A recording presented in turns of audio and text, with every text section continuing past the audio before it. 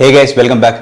ഇന്നത്തെ വീഡിയോയിൽ നമ്മൾ കാണാൻ പോകുന്നത് വളരെ എളുപ്പത്തിൽ എങ്ങനെയാണ് പൈനാപ്പിൾ കേസരി ഉണ്ടാക്കണമെന്ന് വെച്ചിട്ട് എൻ്റെ ഏറ്റവും ഫേവറേറ്റ് ഡെസേർട്ടാണ്. വളരെ സിമ്പിളാണ് ഉണ്ടാക്കാൻ. എങ്ങനെ ഉണ്ടാക്കാൻ നോക്കാം പാ. ഒരു നോൺ സ്റ്റിക്ക് പാനകത്ത് 1 ടേബിൾ സ്പൂൺ ഗീ ഒഴിച്ച് ജസ്റ്റ് ഒന്ന് ചൂടായി വരണ ശേഷം നമ്മൾ കശുവണ്ടിയും കിസ്മിസും നമ്മൾ ജസ്റ്റ് ഒന്ന് ഫ്രൈ ചെയ്ത് മാറ്റി വയ്ക്കണം ഗോൾഡൻ കളറായിട്ട്. ചിലർ എന്ത് ചെയ്യുന്നു വെച്ച് കഴിഞ്ഞാൽ ഡയറക്റ്റ് നമ്മുടെ ഉരുളിക്കകത്തോ അല്ലെങ്കിൽ പാത്രത്തിനകത്ത് ഇത് രണ്ടും റോസ്റ്റ് ചെയ്ത് കഴിഞ്ഞിട്ട് അതിനകത്ത് തന്നെ പൈനാപ്പിൾ ഇട്ട് റോസ്റ്റ് ചെയ്ത് അതിനകത്ത് വെള്ളം ഒഴിച്ച് തിളപ്പിക്കും. സാധാരണ അങ്ങനെ ചെയ്യുന്ന ആൾക്കാരുണ്ട്. ഞാൻ വെച്ചാൽ ഇത് ഇങ്ങനെ ചെയ്യുമ്പോഴത്തേക്ക് കുറച്ചും കൂടി ബെറ്റർ ആയിട്ടുള്ള ഫ്ലേവറും ഔട്ട്കമും കിട്ടും.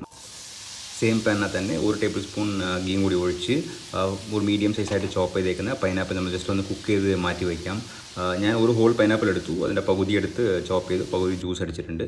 പിന്നെ ബാക്കിയുള്ള ഗീയും കൂടി ഒഴിച്ചിട്ട് ഇതിനകത്ത് നമ്മൾ റവ ഉണ്ടല്ലോ, റവ ജസ്റ്റ് ഒന്ന് റോസ്റ്റ് ചെയ്തെടുക്കണം. ഓൾറെഡി റോസ്റ്റഡ് റവയാണ്, പക്ഷേ എന്നാലും കുറച്ചും കൂടി റോസ്റ്റ് ചെയ്യുമ്പോഴത്തേക്ക് നമുക്ക് ബെറ്റർ ആയിട്ടുള്ള ഒരു ഫ്ലേവർ കിട്ടും ഈ റവക്കകത്തുനിന്ന്. ഇങ്ങനെ തരിതരിയായിട്ട് കുറച്ചും കൂടി ബെറ്ററായിട്ട് കിട്ടും.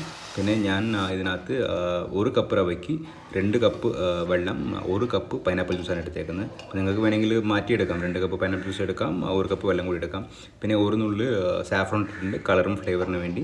പിന്നെ നമ്മൾ റോസ്റ്റ് ചെയ്ത് വെച്ചേക്കുന്ന കാഷ്നട്ടും കിസ്മിസും പിന്നെ പൈനാപ്പിളും കൂടി അതിനകത്തിട്ട് തിളച്ചതിന് ശേഷം മീഡിയം ഫയറിലാക്കിയിട്ട് നമ്മൾ റവ അതിനകത്ത് ഇടാൻ പോവുക. ഇപ്പോൾ ശ്രദ്ധിക്കാന്ന് വെച്ച് കഴിഞ്ഞാൽ ഇത് ശരിക്കും ഇളക്കില്ലെങ്കിൽ ഇങ്ങനെ ഉണ്ട പിടിക്കും. അത് ചെറിയൊരു പ്രശ്നമാണ്. എനിക്കും ചെറിയൊരു പണി കിട്ടി. പക്ഷേ നമുക്ക് കുറച്ചും കൂടി ശ്രദ്ധിച്ച് ചെയ്യുവാണെങ്കിൽ അങ്ങനത്തെ ഒരു തരിതിരി കിട്ടില്ല. ഈ ഉപ്പുമാടെ പരുവം വരുമ്പോഴത്തേക്ക് നമ്മൾ ചെയ്ത് വെച്ചേക്കുന്ന 1 കപ്പ് റവയ്ക്ക് 1.5 കപ്പ് പഞ്ചസാര ഇട്ട് ജസ്റ്റ് ഒന്ന് ഇളക്കാൻ തുടങ്ങണം. ഈ പഞ്ചസാര ഇട്ട് കഴിഞ്ഞതിന് ശേഷം കുറച്ചും കൂടി കേസരി ലൂസാവാൻ തുടങ്ങും. കാരണം ഈ പഞ്ചസാര ഉരുകി വരുമ്പോഴത്തേക്ക് അതിന് വെള്ളമൊക്കെ പുറത്ത് വരുമ്പോഴത്തേക്ക് ഈ കൺസിസ്റ്റൻസി ആവും. ഒന്നും കൂടി നമ്മൾ കുറുക്കി എടുത്ത് കഴിഞ്ഞാൽ ഓട്ടോമാറ്റിക്കായിട്ട് ഒരു ബെറ്റർ ആയിട്ടുള്ള ഒരു കൺസിസ്റ്റൻസി കിട്ടും.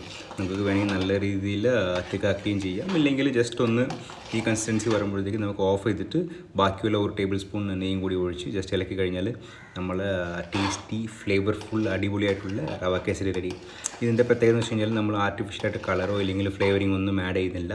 ഇത് നാച്ചുറലായിട്ട് പൈനാപ്പിൾ ജ്യൂസ് ഇട്ട് തന്നെ ഉണ്ടാക്കിയിരിക്കുന്നത് നമ്മൾ. Everybody can cook and everybody has to cook.